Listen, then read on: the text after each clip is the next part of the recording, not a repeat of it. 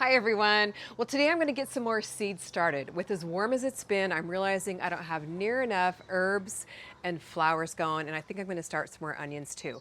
I mean, it's been so warm this week, around 85 today. You can see I still have my lettuce and other cool other vegetables covered in shade cloth. So I think it's going to cool down to more seasonably spring temperatures a little bit later in the week. But the only problem is I am running out of grow light space inside. So what I'm doing is starting seeds outdoors in the 6-packs here. These are sunflowers and zinnias right behind me. Putting them out here in the morning where they get a little bit of morning sun in a spot that's shaded in the afternoon, and then bringing them inside at nighttime because our nighttime temperatures are still in the 40s and 50s, just a little bit too cold still for the warm weather flowers and vegetables at night. And it's working really well. These actually germinated within a couple of days, and they've been out here now for about a week or so and grown really well. So I'll be using the same strategy for the seeds I'm starting today, and hopefully it's going to be a good one. So I'm going to go inside and get my supplies and set up right here at these tables, and we'll get going.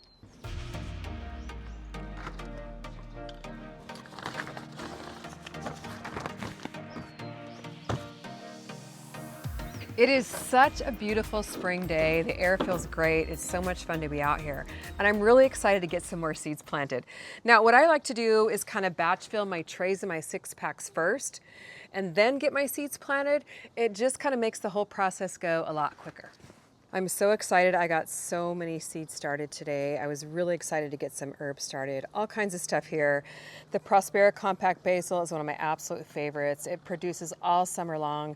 It's nice and compact for containers or raised beds. I also got some purple opal basil. This is the most gorgeous color, and it's just so tasty. Then some culinary basil, which is one of my favorites too. It has kind of a mixture of basil in there. All in one little seed packet. And then we've got some more of the Prospera, some summer savory, which is new to me this summer, fennel, which we also love, and chamomile, which is so delicious in teas, and really pretty flowers to top for baked goods. Then lots of flowers planted, the purple cone flowers, which is a great perennial, some different types of cosmos, which I really like because they're long blooming and they attract the bees, black-eyed Susan, and of course borage is an absolutely beautiful purple flower which the bees absolutely love. And then I wanted to get a lot more onions going. I was kind of running out of onions last year, so we got all kinds of onions from my onion seed collection.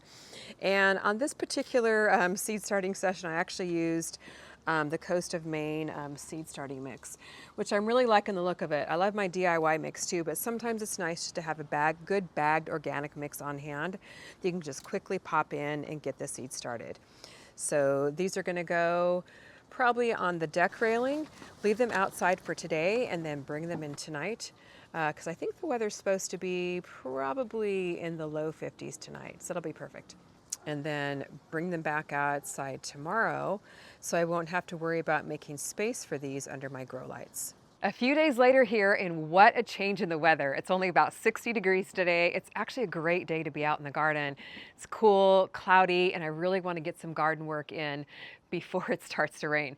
So my job for the day is to refresh the hanging baskets. Now they're not looking too bad, but some of the plants in them got a little bit fried with the heat we had earlier in the week. So some of the spinach is starting to bolt, some of the flowers are just kind of starting to fade. So I'm gonna pop in some fresh new flowers, and I'll have to see if I have any greens ready to pop in as well. We're actually gonna be installing container drip in just a couple of weeks. Sam from Mr. Landscaper is gonna be coming back, so I really wanna have them looking good when he's here so we can pop in the container drip and they'll take off and really start to grow. Now, a lot of you on our live streams have been mentioning how much you are loving hanging baskets. So I would really encourage you to get some planted. It's just so much fun to just pop out here and be able to pick some herbs and greens and enjoy the flowers while we're sitting out here in the evening. And it's just a really fun way to grow a little bit of vegetables here in the hanging baskets. So I'm going to go grab my flowers and my plants and we'll get going. Typically, I really enjoy planting profusion zinnias in hanging baskets, but I just started these seeds a couple of weeks ago. And as you can see, they're not near ready. They're probably about 4 to 6 weeks out from being transplanted. And they're just a gorgeous zinnia. They're kind of a mini zinnia with lots of different colors, red, yellow, bicolor, kind of a pink cherry color. So what I did instead is I actually grabbed some flower transplants from the garden center. I have this gorgeous white chrysanthemum, which is very heat tolerant, likes full sun. That's gonna go over on the deck where we just were. And these blue lobellas are one of my absolute favorite flowers. I love them. They don't take the heat quite as well, and they really do better in partial shade. So what I'm gonna do is put them in these hanging baskets right here, and the spinach is really looking pretty ratty here. The minuet cabbage is looking pretty good, but I'm gonna trim off the yellowing leaves, kind of give them a little refresh, fertilize them, and then pop some of the blue lubella over here where they're gonna do a lot better. This area gets partial shade and partial sun, so I really think it'll work out well. And then once these zinnias are ready, I'll pull out some of the flowers at that point, which may have seen the end of their life in the hanging baskets, and pop in the little profusion zinnias because they are so heat tolerant and they will take the heat all summer long. So that's the plan.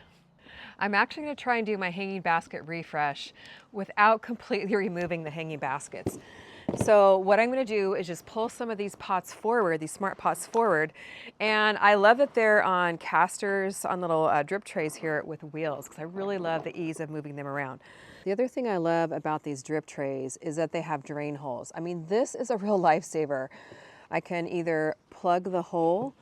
If I want the plants to get just a little bit more water, they can kind of sit here with water, and the smart pots will allow it to soak it up so it gets fully saturated. Or if it's getting too much water, I can just unplug them, let the water drain out, and this way it really allows me to customize watering for my smart pots.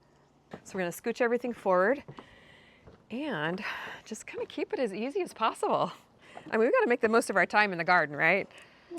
Okay, scooch these up here. I've had so many people on the live streams too, because I typically live stream a lot of times just right there with this in the background. And a lot of people say they really like these trays. So I'll definitely have a link in the video description. It really has saved our deck and also just makes it so simple and portable to move things around. I guess it's 6 of one, half dozen of the other. By the time I move it all forward, I probably could just remove the hanging baskets, but we're just gonna try this method for today. What the heck? Let's try something new. I guess it's called lazy gardening. These kind of need taken out too. One thing at a time. It's actually kind of nice to move these around because I can kind of sweep up and clean back there.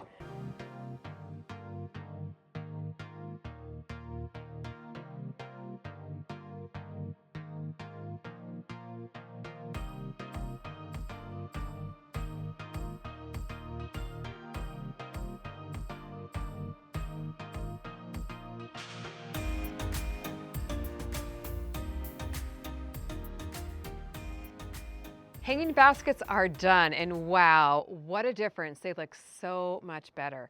They actually weren't near as bad as I thought, so I just kind of got in there, cleaned them up, took off the dead growth, added some flowers like the chrysanthemum. I did put some dazzling blue kale in this one here. And usually it won't get super big in the hanging baskets, but it'll be just enough greens for us to pop out here for me to pick some at lunchtime. I did decide to try some of the blue lubella in this hanging basket here. It does get pretty warm, but I just love the color of this plant. I think it's just gorgeous.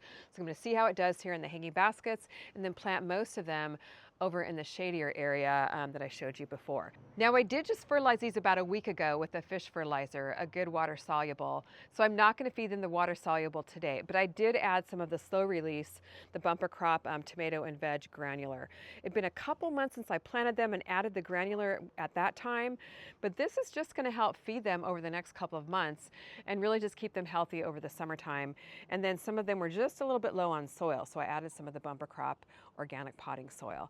The herb hanging basket and the strawberry hanging basket, I really didn't have to do too much to those as either, but I did pull out some of the cilantro that was kind of dying and then put in a little basil transplant, some chrysanthemums for some color, and the strawberry hanging basket was looking good, so I didn't have to touch that one at all. Now, in hindsight, I think next time I will take the baskets off their hooks and remove them to do my refresh. It just was really hard to access that area back there. Made a really big mess, so now I've got a big mess to clean up, and then we'll finish up for the day.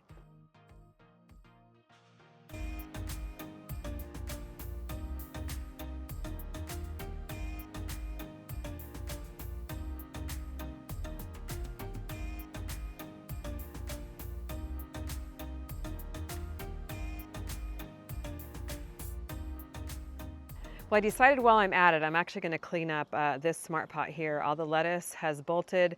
I'm going to trim back the kale because that will grow back. And then maybe at some point, not today, at some point this week, I'll get a tomato planted in there. Garden cleanup always just feels so good.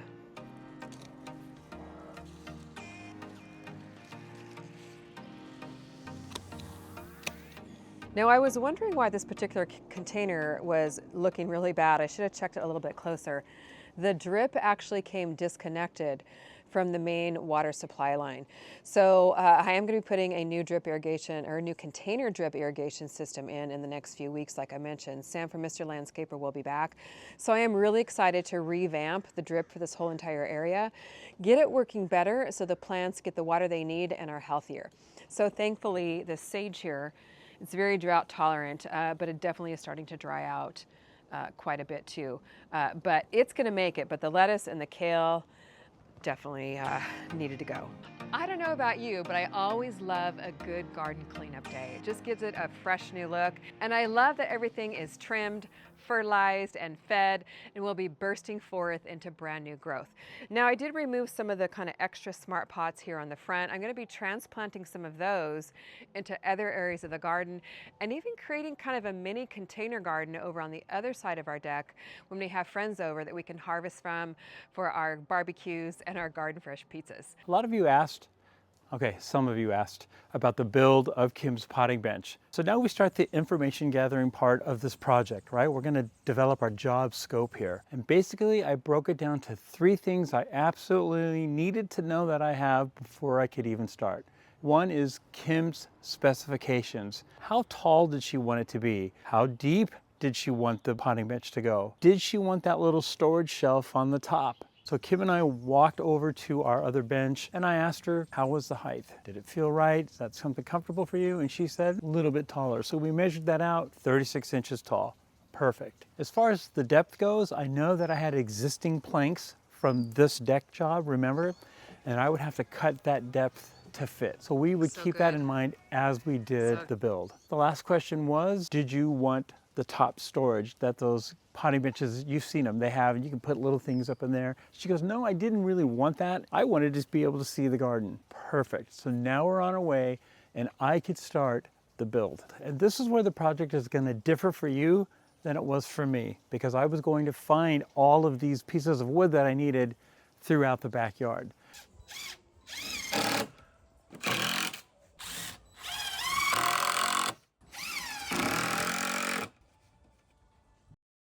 This right here. Nice. So excited about it. Coming along nicely. Still have a lower shelf to put in for you down there. I cannot wait. You can store stuff. For the lower shelf, I was going to use again old decking, remember? From right here. So I would have to cut that to fit. Got a lot of great ideas from viewers too. So that's been really neat. Have them all pitch in ideas. I'm so proud of you. Thanks. I am too. This is new for me, so I'm really liking how it's come out. By using these giant old pieces of wood here for legs, I didn't have to follow the original pattern that the other fellows bench, because this is just so strong. It's not going anywhere. One thing I really learned is how important a role these pieces of wood play, and especially these cross pieces. By nailing these in, it holds the whole thing together. There's no wobble here. This is one of the most solid things I've ever made. So here I go with the first letter. I start with the I. And I don't have a good feeling about this. This isn't my cup of tea. I got all the ridges here. I've tried to sand it. And I'm gonna try just the letter I and see how that comes out. I think it's all kind of smooth right there. I'm going to give it a go. I feel like I'm in 6th grade art project again.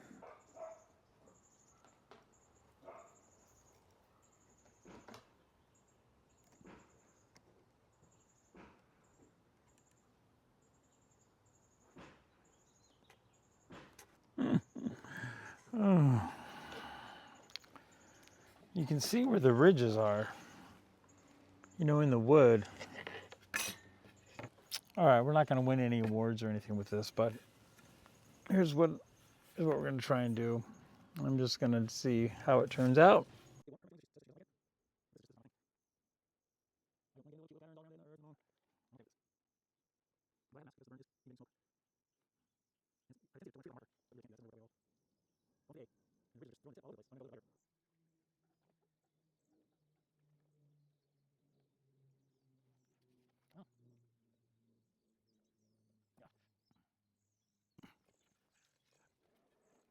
Okay, here comes Kim. This is unrehearsed, unplugged.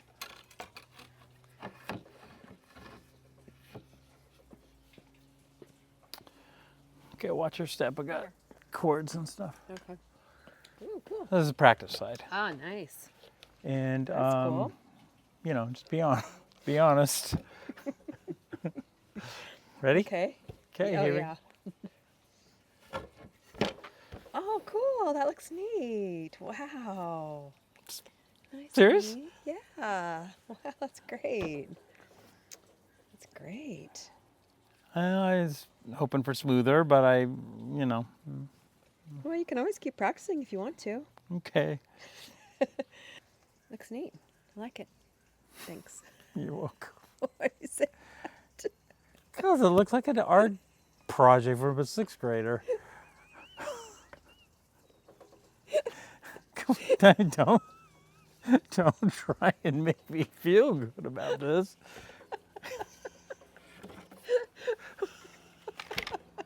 Well,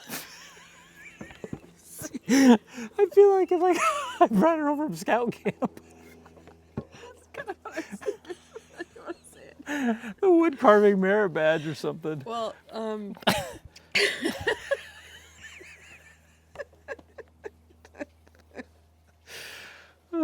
You're so nice, huh? Oh, it's okay.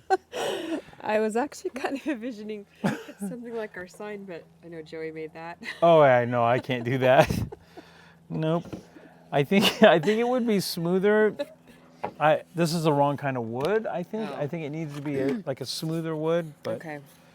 yeah, this is not my bag. This is just not my gift. Well, we can have Joey make us one.